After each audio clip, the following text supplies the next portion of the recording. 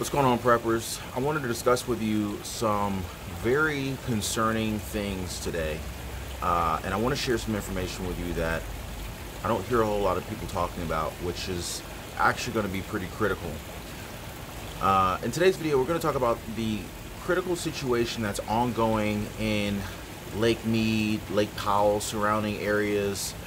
We're going to talk about hydroelectric power and how critical that is, and how at risk millions of people will be for a potentially life-altering crisis, and the magnitude of which many people have no clue how big this could potentially be, and a lot of this is being completely ignored.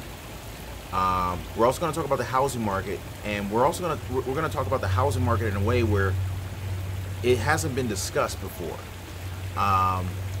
A lot of things are coming down the pipeline, and a lot of people are going to be caught off guard. Families could potentially be ruined. This is going to be probably one of those videos you might want to share with those who are close to you. Now, Lake Mead's shoreline has pretty much been falling for the last 22 years, and essentially Lake Mead sits at roughly 27% of its capacity. Now, Lake Mead is pretty much the largest reservoir in the nation, which you would think most people would give more concern to. You would think that the experts would give a lot more concern to the fact that Lake Mead is one of the largest, or is the largest reservoir in the nation, and it's only at 27% capacity. Now, we've been dealing with droughts out in the Midwest, in the west to the Midwest, Yosemite Yellowstone forest, or Yellowstone Park fires. There's a number of different drought-related crises that we've been encountering over the past several years, and in particular in the last 12 months. Food insecurity. This is a huge thing. In fact, if you looked at one of my previous videos, I was sharing with you guys how farmers are actually being potentially paid to not water their crops. Now, I don't know if this is a deliberate attempt to attack our food system or what, but this is scary, guys. And you want to talk about, SHTF, we're on the cusp of an SHTF situation as we speak. So, again, Lake Mead, largest reservoir in the nation, sits at 27% capacity, and this is not hitting the news outlets every single day. This is a problem. This is a problem. And it's at its lowest point. Lake Mead is at its lowest point in capacity since April of 1937. And, so it's a big deal. Now, this lake, if you're not familiar with Lake Mead, it's on the Nevada-Arizona border, and it's pretty much nearly unrecognizable from how it looked 22 years ago from satellite images. Now,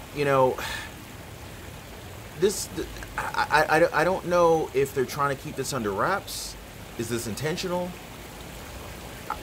I don't know what's going on with that. Now, at the end of July 2000, around the time of the first satellite image that NASA took, they started shooting down and kind of scanning the images and sharing those images with us, the water elevation at the Hoover Dam was at just under 1,200 feet above sea level. Now, by July 18th of this year, around the time of the second image that was taken from satellite, it dropped to 1,041 feet. This is a drastic move in a very, very short period of time. And this is data that has been collected by the U.S. Bureau of Reclamation. So this is public information from reputable sources. Okay? Now, it gets significantly worse now. So keep in mind that the year before, the river was completely filled with water. So this is a drastic change here. And the lake is drying up due to climate change and severe drought, at least according to NASA. Now, whether you believe in climate change or not, that's an entirely different conversation. We'll save that for another day. But no one can argue that the lake is depleting. It says here that the largest reservoir in the United States supplies water to millions of people across 7 states. 7 states. Now, that's like That's like 20% of the United States. Almost. That's almost 20% of the United States that would be affected by this. Millions of people will be affected in more ways than one. Now, it also provides a stark illustration of the climate change in the long term based on the drought information that we've been collecting. Now, just think about this for a second, right? This is beyond not being able to wash your clothes, not being able to take, as you know, the showers as long as you want to take a shower. This is going to affect drinking water. This is going to affect hydroelectric power production. This is huge. Just think about it. 7 states. Can you imagine 7 states losing power? Just complete and total blackout for 7 states?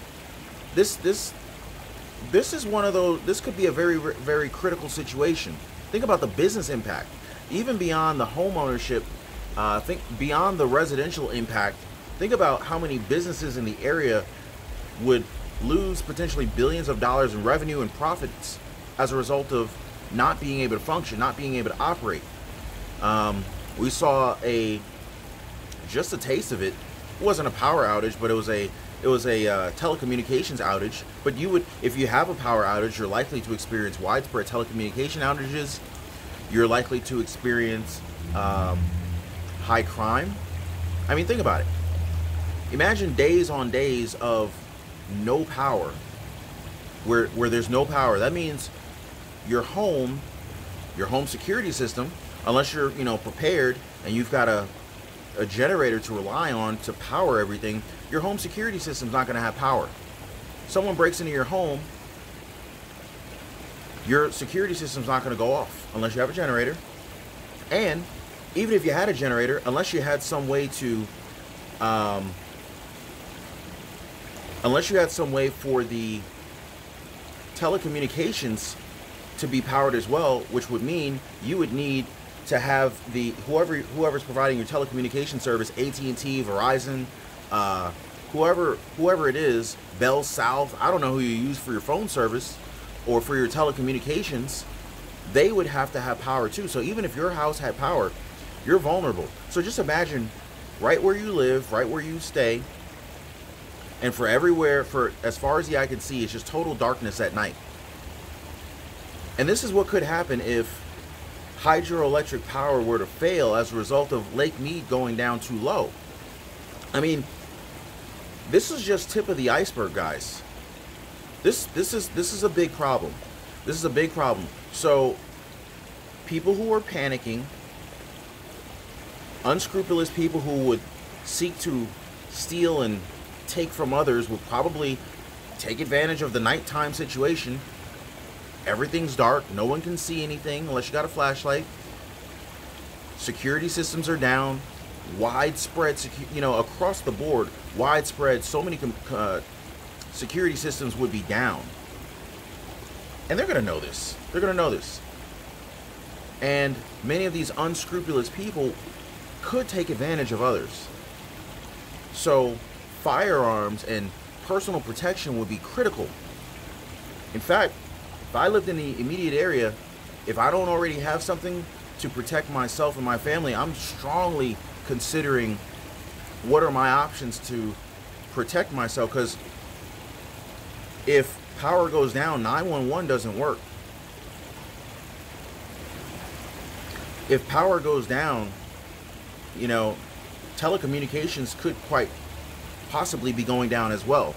So if 911 doesn't work and you have an emergency, you better have a way to address this problem yourself on site without delay. So, and that's just one thing. At 27% of capacity, knowing that widespread power outages, like literally the power grid supplying businesses, hospitals, residents, it's known right now, in my opinion, well, I don't know if it's known, let me rephrase that. The way I see it is, if hydroelectric power is at risk as a result of Lake Mead being depleted, to me, that's not a very stable power grid. It's not a very stable power source. So think about this for a moment.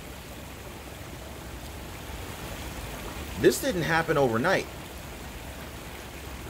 And I know that they're working on a solution for this, but they haven't found a solution. So, you know, we've been watching interest rates with mortgages increasing. Federal Reserve is raising the interest rates. Mortgage rates are getting higher and higher, making home ownership more and more expensive to purchase if you're using financing, traditional mortgages, traditional financing to purchase, to acquire real estate, to invest in real estate. It is becoming much more expensive today. So what happens to the housing values in those areas where power isn't reliable? Can you imagine living in an environment where power is out for days or weeks at a time? That can't be good for property values. In fact, basic security is why you call home home. So if you don't feel secure at home, I mean, first of all, your air conditioning is not working. You know, your refrigerators are not going to work, so all your food's going to spoil. Businesses are going to be down. Many businesses without generators are going to be down. And even if you have a generator as a business, you got to keep that generator fueled up. You got to keep it fueled up. Now, obviously, if it's a diesel generator, that's one thing. If it's a gas-powered generator, that's another thing. If it's a solar-powered generator or a lithium-ion powered generator, those are all different circumstances. But the point is not everyone's even got a generator. Credit cards. Let's talk about credit cards. You know, if you're running a business, you're not processing any credit cards. You're not paying for anything or receiving any kind of payments through your payment gateway, your payment portal. Bitcoin's down. Cryptocurrencies are down. These are all digital assets. These are all digital means, online means to transfer assets, to make payment. These assets are essentially invalid without power supply. Now, if you're looking to sell your house, even if you're not looking to sell your house, I would think that the demand, even beyond the higher interest rates, higher mortgage payments, higher mortgage rates as a result of the Fed, Jerome Powell and the Fed raising interest rates, just imagine how the housing value, the real estate value in the immediate areas and surrounding areas, we're talking 7 states here, California, Arizona, New Mexico, Nevada. There's a number of different states that will be impacted by this. This is a massive crisis, and I do not understand how this is not being covered on widespread national news. How is this not getting like 24/7 coverage? This is critical, guys. This is critical. You know, it's funny, like, you don't think of water as, I don't think most people think of water as as critical as it is. It's a critical resource for the human body, but it's a critical resource for a number of different reasons, including electricity generation, hydroelectric power generation. Now, the lake has a maximum capacity. Lake Mead it has a national maximum capacity of 1,200 feet in elevation, and the last time it approached it was in 1983 and 1999. That's a long time ago. Now, I don't know if people have just gotten used to the fact that there's a water level problem with Lake Mead and Lake Powell. And so people, you know, it's kind of like when you have a slow leak. Let's say you had a slow leak on your tire and you had to fill up the tire maybe every 3 weeks, 4 weeks. It's not that bad. I'll get it fixed. But it's not like you got a flat. So you keep going. And then eventually you just kind of get to a point where you just accept the fact that, all right, I got to top this tire off every 4 weeks. Or Maybe you got a cracked phone screen. You don't have to fix it today because you can still work around it. It's not like the phone's dead. It's not like the phone screen is completely unusable. So maybe people have literally just gotten used to hearing, Lake Mead is low. You know, the water level at Lake Mead is low. The water level at Lake Powell is low, and everyone just got to a point of being used to hearing that the water levels at Lake Mead and Lake Powell is low, and it's no longer. It's kind of like, you know it's a problem, but it hasn't directly impacted you today, nor has it impacted you for the last couple of years, because you still had power. You still could use water. When you turn the water faucet on, water has always been there. But what about when it's not? And at 27% capacity, that's scary. That's scary. So this thing can blow up, and it can blow up tremendously. And this is a national security issue. This isn't one town. We're talking 7 states here. We're talking, you want to talk about a stock market crash. You want to talk about a recession and an immediate impact on the gross domestic product, the national GDP. This is huge, you guys. And I'm not trying to like create panic. I'm not trying to spread panic or fear. I'm just looking at where are we right now with the lake levels of Lake Powell and Lake Mead, and what are the long-term impacts and ramifications of not having this problem addressed immediately. So today, Lake Mead is pretty close to the dead pool status when the reservoir dips below 895 feet, and it's so low that water cannot flow downstream from the Hoover Dam. So now, experts are saying that, that this could happen. This could happen. Of course, neighbors are cutting the grass now, so may get a little loud here, but so as the lake has receded, waters once frequented by visitors have dried up and unveiled sunken secrets, including a body found in a barrel, a World War II era ship, and a number of different, boats. So, if anybody's buried anything in Lake Mead, it's about to, become public knowledge. And more and more people are discovering this. I forget the YouTube channel. There's a dad and a son. They've been riding around, and they've been basically monitoring and recording, filming, and uploading their discoveries at Lake Mead every so often. Either Lake Mead or Lake Powell, I forget which one they frequent, but anyway, they're making a lot of discoveries. And due to the declining water levels and 20 years of ongoing drought, 5 out of 6 boating ramp sites are just closed at Lake Mead. So this is a huge problem. Now, the lake gets most of its water from snowmelt in the Rocky Mountains that flows down the Colorado River watershed through Lake Powell. So this is a very connected problem that we're dealing with here.